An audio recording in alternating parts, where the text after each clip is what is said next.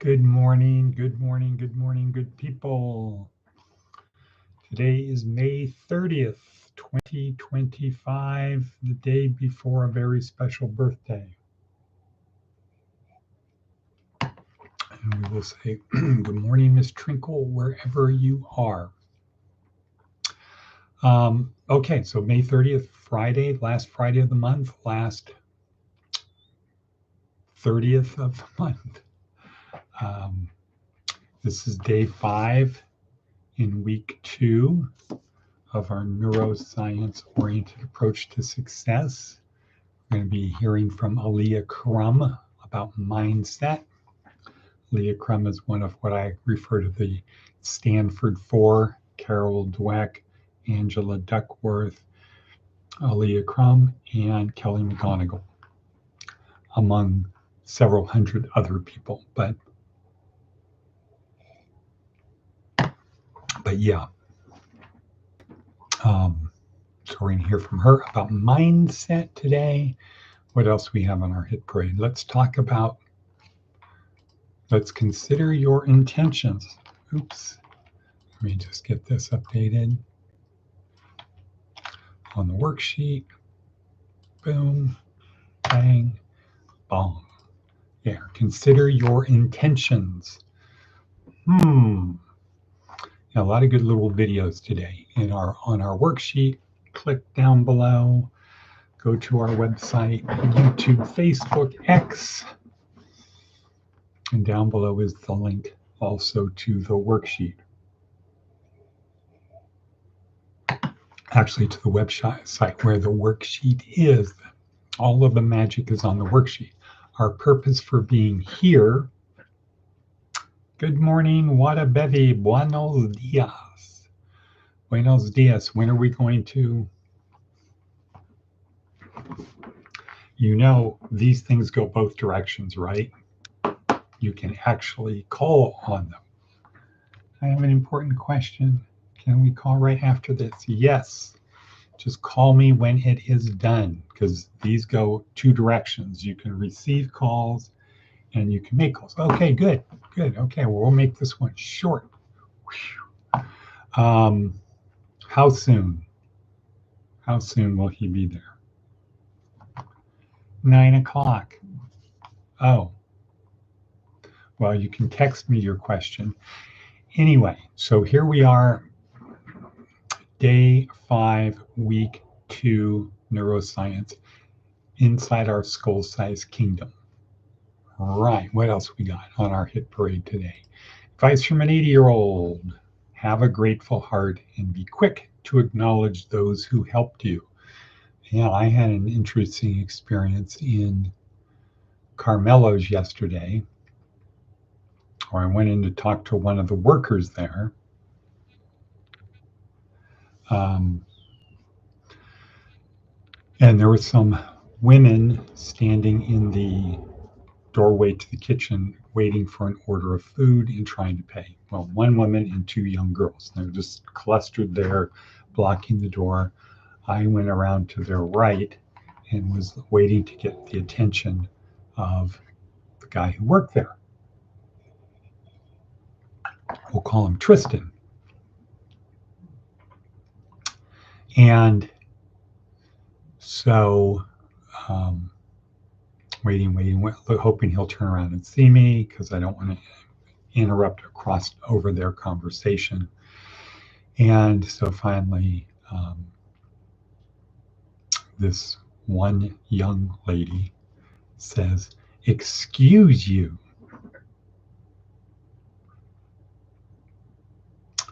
And I turn around and look at her and just kind of look at her and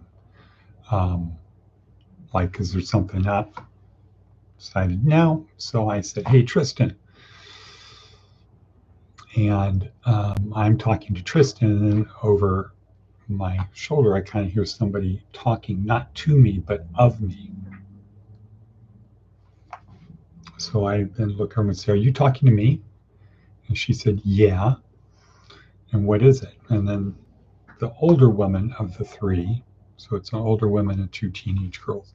The older woman then starts snapping at me of how well, first she said I bumped into the person and I need to apologize. I said, apologize for what? We're going back and forth and I'm not getting a chance to ask a question. I'm just being told. And I'm in confusion of what are we talking about? What is it that you're upset about? What have I done? Well, the one girl who started it thought I was cutting in front of them in line and they were trying to get their food. Well, she then realized I wasn't doing anything like that at all, but the older woman felt I was doing something mean to the younger woman, so she's attacking me, and now I'm being attacked verbally for things I didn't do, and I'm trying to understand what is it you want an apology for? And I'm smiling like this. What do you want? What do you want from me? What do you want from me? And then they leave after saying a few unchoice words. They leave, and then I'm talking to Tristan, and all of a sudden, the mother of the girl comes in, and Leo is now in there watching. There's a few people in there. They're now watching as she's telling me I need to apologize. And I'm saying, for what? I'm trying to say, and then she's coming closer, and then she's putting her hand in my face. I'm looking over at Leo to see if he's going to do anything. He just kind of has his back turned, and other people are looking, and I'm smiling. What I should have said is, I laugh in your face. But I was laughing. And then ultimately, she laughed after saying a few more choice words. And, but, what are the lessons for the people there? It goes to intentions, right? So, this girl now is being brought up that you can be rude to adults, especially if they're white males, because clearly anybody who's a white male doesn't like you, doesn't respect you, thinks they're better than you. And so if you are offended by them in any way, you now have the unilateral right to say whatever you want and disrupt everybody else's what's going on in a restaurant. You can get loud, obnoxious, profane because you felt you were offended by something. Now, my hunch is she's used to getting yelled at by her mother. That's their normal behavior. You yell at me, I yell at you. You swear at me, I swear at you. And a sense of justification. If somebody does something to me that I don't like, I'm entitled now to interrupt a whole bunch of people. Is that person hireable? Will anyone hire that person? What is that 14-year-old girl going to be like when she's 24 if she continues on this path? Clearly not a Christian. Clearly. But anyway. So that was an interesting thing that happened yesterday. And what I noticed over the time was I wasn't upset.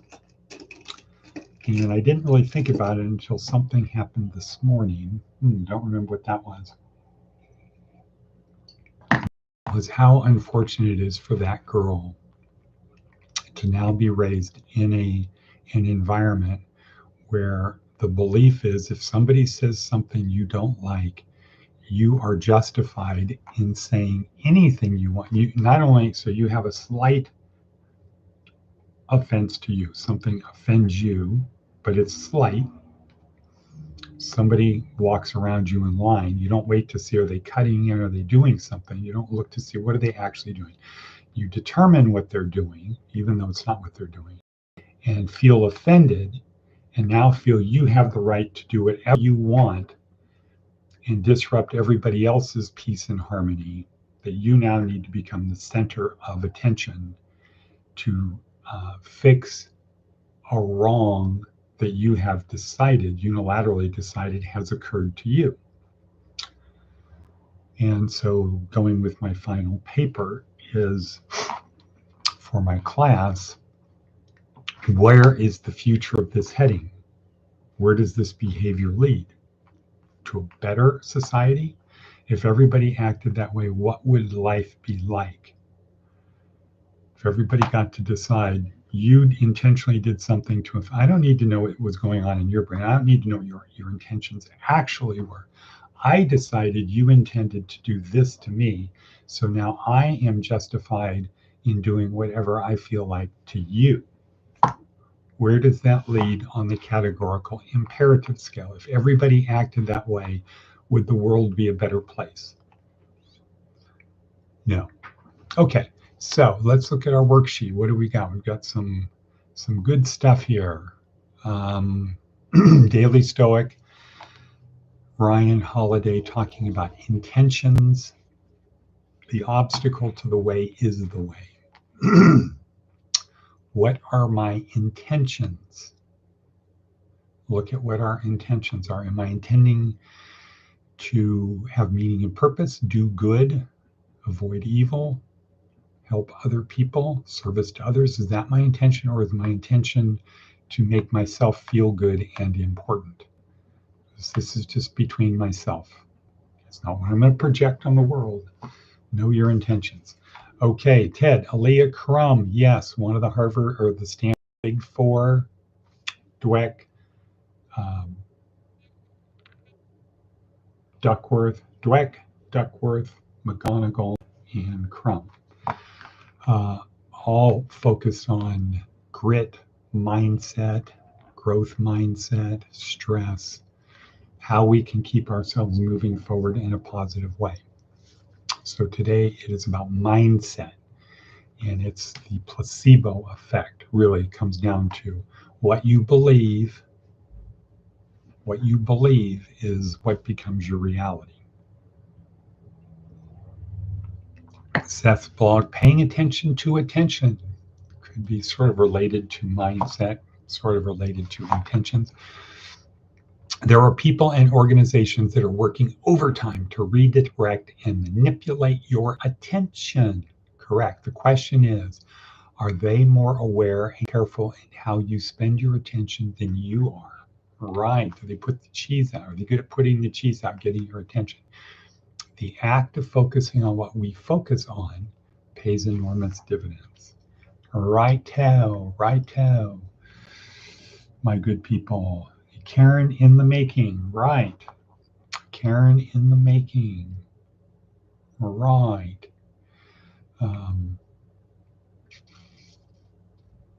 The unfortunate thing, I think the hostility was because I was a white male, professional white male. So the assumption was I am bad.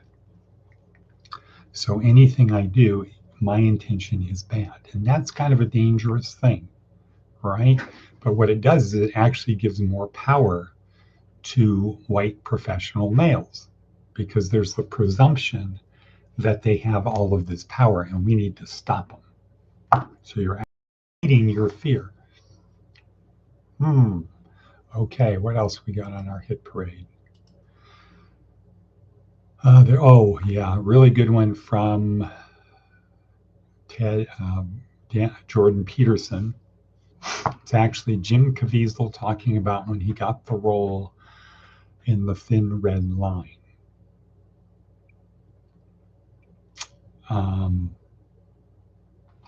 Of the spiritual experience he had in doing that.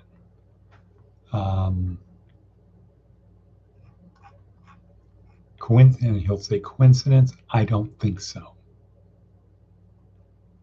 So again, this goes to you have a belief, some external event or internal event. In his case, it was both internal and external. He had a feeling in his chest, and then he met somebody, and those two things triggered a massive release of angel cocktail in him, which impacted his behavior. So he got the role, and getting the role reinforced the spiritual belief. and he'll say, was the internal and external things that happened to trigger the release of the neurotransmitters, was that a coincidence? I don't think it was, is what he says. I don't know. He didn't say I don't know. He said, no, I don't think so. Let's see. Okay, I think that's it for that. We're at 15 minutes in. That's a good time. Mindset matters. That matters. Placebo effect is real. It's so real that when they do studies, when they're testing drugs, not only do they do a blind study now. So it used to be, hey, try this cream and tell me if it works. And it would work. But then they'd find out, for some people it doesn't work, and some people it does work. Maybe if we give them one of these two, one is real, one is not real, and we see what happens. And that had an effect, but then somebody said, but you know what? When the person giving the thing, if they know, they could be influencing what the people believe. They could be influencing it. So let's do a double blind study. So the person getting the cream doesn't know, and the person giving the cream doesn't know whether the cream they're giving is good or bad. And then it's turning out that that is a way to get real statistical information, because nobody knows. The person taking the let's say it's cream, the person receiving the cream doesn't know, and the person giving him the cream doesn't know whether it's the real one or not. That's how powerful the placebo effect is. So let's use it. Use it in prayer. Program the RAS. And with that, we're going to say, and cut, and move forward.